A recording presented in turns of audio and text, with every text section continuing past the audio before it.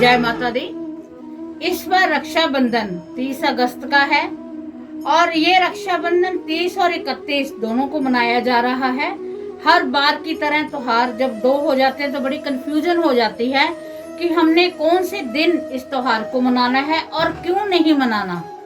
तो ये काफी इश्यू होते हैं। सब पता चलता है कि 30 को, जैसे अब की बार भद्रा नक्षत्र है, भद्रा सभी कहते हैं कि भद्रा है, और किसी को ये नहीं पता कि ये क्या कौन सा ऐसा नक्षत्र है जिसको ऐसा माना जाता है कि उसमें रक्षा सूत्र भी हम नहीं बांध सकते।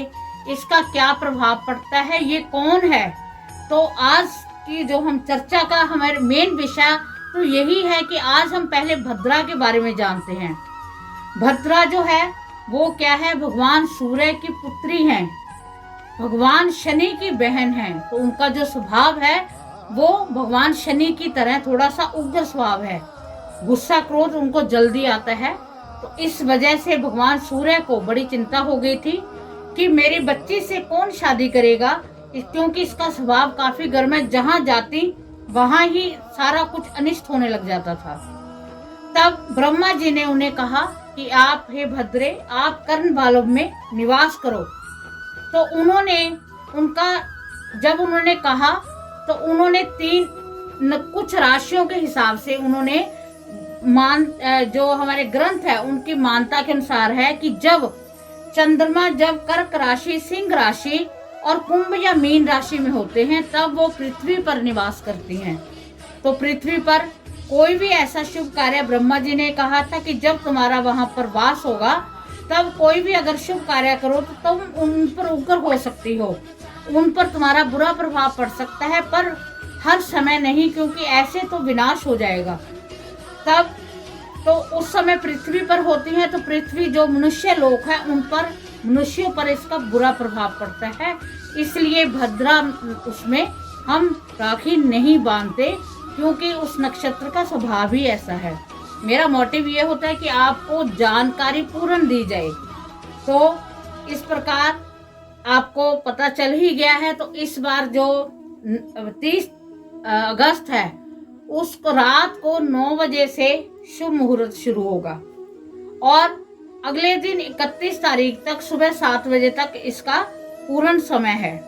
तो आपने जो राखी बांधने का जो समय है वो यही समय है। आगे पीछे आप अलग बात है, कोई बहनें दूर रहती हैं, पहले बांध गई, बाद में बांध गई हैं, पर जो रक्षाबंधन का मेन जो त्योहार 30 तारीख को तो है, उसका जो मेन है वो मैंने आपको बता दिया है कि रात को 30 तारीख को रात को 9 बजे शुरू होकर सुबह 7 बजे के 31 को 7 बजे तक इसका शुभ मुहूर्त है।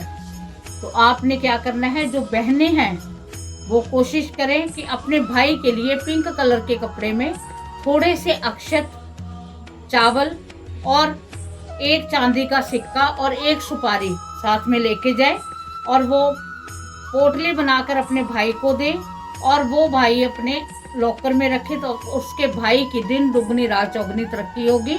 उसके भाई को काफी, कहने का मतलब ऐश्वर्य, सुख समृद्धि मिलेगी और बहन को भी इसका बहुत अच्छा प्रभाव मिलने वाला है। जो भाई राखी बंधवाता है, भाइयों, ये है त्योहार ही ऐसा है, भाई बहनों का त्योहार है। जब भाई राखी बंधवाता है तो उसे भी अपनी बहन को उपहार देना ही देना चाहिए। हमें इस दिन क्या, हमें कभी भी अपने हमारी एक है, बच्चे हैं, भाई बहन आपस में लड़ते हैं, पर वो दिल से नहीं लड़ते, उनका जो लड़ना भी होता है वो ऊपर के मन से होता है, क्योंकि ये रिश्ता ही ऐसा है। अगर कई बार क्या होता है कि हम किसी के बहकावे में आकर हमारा कोई स्वभाव ही ऐसा बन जाता है, तो हमें नहीं लड़ना चाहिए किसी से भी, खास करके बहू बेटियों से तो बिल्कुल भी नहीं लड़ना चाहिए।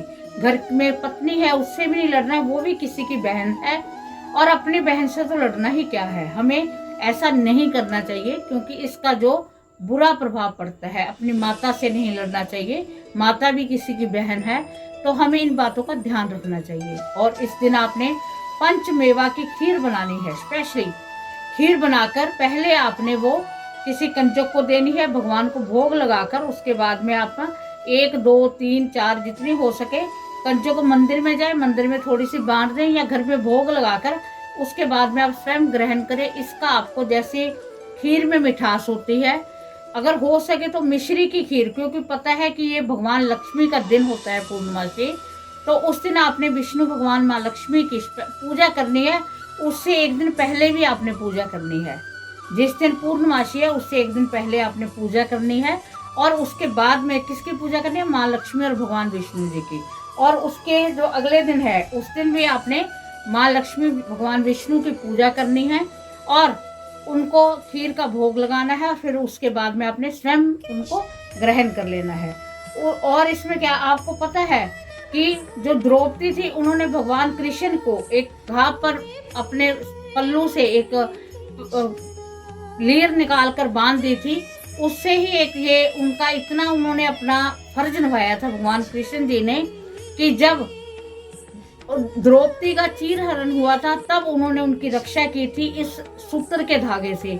तो भाई बहनों का ऐसा त्योहार है कि वो इस के लिए वचनबद्ध होते हैं कि हमने अपने बहन की रक्षा करनी है, हमने अपने भाई की भी रक्षा करनी है। बहन और भाइयों का ये एक बड़ा मीठा सा त्योहार है। हमें इस लालच में नहीं रहना चाहिए कि हमें कोई बहुत बड़ा उपहार भाई देगा। उसकी आर्थिक संपन्नता जितनी होती है भाई उतना ही जरूर देता है, अपनी वित्त से ज्यादा देते हैं, क्योंकि आजकल त्योहारों में लालच हो गया है। पर वो लालच नहीं करना चाहिए। ये निस्वार्थ बड़े प्रेम पूर्वक मनाने वाला त्योहार है। इसको बड़ी उत्साह से बड़े प्यार से मनाइए। भगवान कृष्ण भगवान वासुदेव आपको विशेष कृपा देंगे। और अगर हो सके तो इस दिन हरी घास आपने गाय को खिलानी है, इससे आपको विशेष लाभ होगा। और आपने इस दिन चाहे आप खीर बनाओ, चाहे आप सेवियां बनाओ, जो भी आप बनाओ, मैं दोबारा इस बात को रिपीट कर रही हूँ कि आपने भगवान को भोग लगाकर ही उसको ग्रहण करना है। आपको समय मैंने बता ही दिया है कि समय कौन सा है। आपने अपने भाई की लंबी आयु के लिए प्रार्थना करनी है भगवान से। जब भी हम कोई भी पूजा करते हैं एक दीपक, कर्म साक्षी दीपक हमको अवश्य जगाना चाहिए, जो हमारी इसका प्रतीक है कि हमने आज भगवान के सामने हमने अपने भाई को राखी बांधी है और उसने वचन दिया है। ये अग्नि साक्षी है इस बात की। तो आप इनको करके देखें। आप देखना, आपको इस बार की राखी आपके भाई के लिए दीर्घ आयु लेकर आएगी। आपके भाई दिन दुगनी रात चौगनी तरक्की करेंगे, और जो बहनें अपने भाई को राखी बांध रही हैं उनकी भी दीर्घ आयु होगी, उनको भी जिंदगी में कामयाबी मिलेगी, उनको विशेष कृपा माँ जगदम्बा की मिलेगी। तो इसी के साथ आप सभी को राखी के त्योहार की बहुत बहुत मुबारकें। भगवान माता रानी जगदम्बा माँ भगवती आप सभी की बहन भाइयों की जोड़ी बनाए रखे, आपको दिन दुगनी रात चौगनी तरक्की करे। इसी के साथ जय माता।